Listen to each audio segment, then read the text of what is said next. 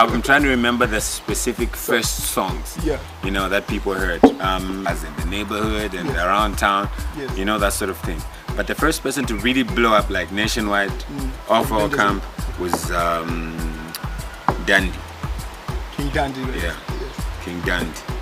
Like, this is at a time when people had heard like one or two songs here and there, they knew who, but you were still like an upcoming artist from the Congo. Yes. You know what I mean? But Dandy was like the first artist who really blew up and was being hired all over the country. Yes. And the second song, this is like in 2008, was Zuba. So did you have a song on Dandy's album? Or No. So the way the whole marketing strategy was, is that on Dandy's album, on Dandy's first album, that there was Zuba song for Baska. Baska was like the last song on it. Yes. It was like a bonus track on Dandy's album. And this is at a time when like Dandy didn't even sing on the song. Yeah. You know what I mean? Of course we made like a video and Dandy's in the video and me, I'm in the video and all of the other guys. Yeah. But Dandy wasn't in the song, but we still put that song on the album just to market Baska. Yes. Because Baska was coming out next. And it hit. Yeah. So Baska put out his own project, features that same Zuba. It had a song called Sembe, To Be One Senafuti. It had like a bunch of my songs that were big. So Baska was the second one out. But even on Baska's project, the last song, the bonus track was Afunika's Madinso song. Yeah. Yeah, because by the time Baska was putting out his first project, Afunika's Madinso song was hitting the waves. Was hitting the waves. And even before Madinso, Afunika had like 4 or 5 songs that were already playing on the cover belt. Yeah. There was a song called Tet. Kulaba, that joint. That was already major on the cover belt. Yeah. So when he did that Madinso song, it was like the bonus track on Dandy's album, on Baska's album. So Afunika was the third one out. Who put a bonus track on? So it was the third one out. But even on Afunika's song album, we put another artist on. Yeah. This is Chico Wise. Chico Wise had a song called that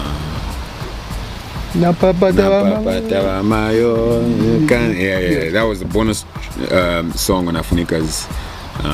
By the way, Chico Wise and Afunika used to be in a group called Authentic Boys. Oh, they were a team even at the time, or they were solo artists at the They were solo artists at that particular time, but way before. Yeah, they used to be in a group. I think it was the 4 of them. It was Jojo, it was Afunika, it was Chico Eyes, and there's another one called Kana Wakawizo. Yes. 4 of them. They used to be called the Authentic Boys. Yeah, they were like our own version of Westlife or Backstreet Boys. Did you ever put your track on any of the albums as a bonus?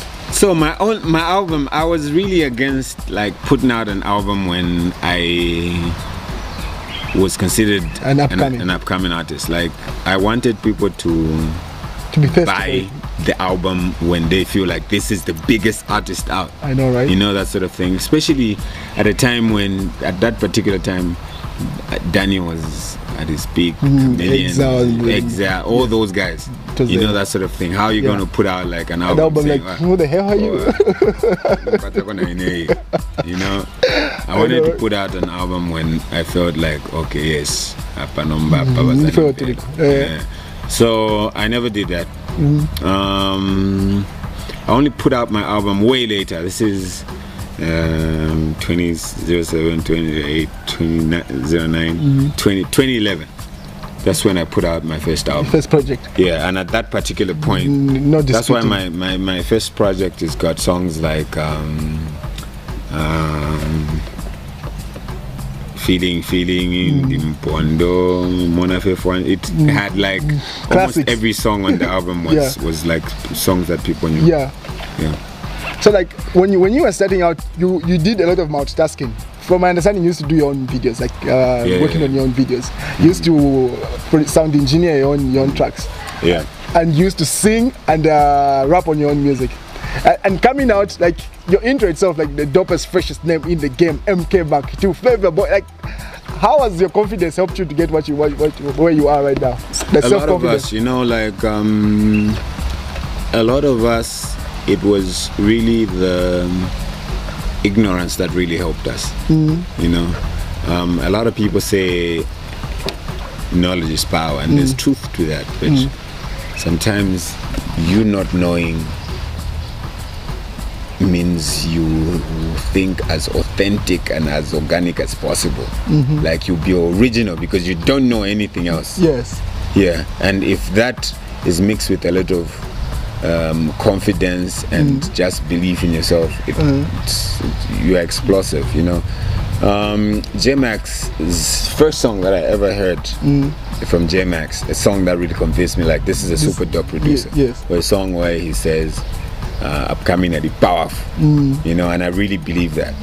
Because once you're an upcoming artist who you have no limits, people don't put you in any box, people don't expect anything from you. Experiment with you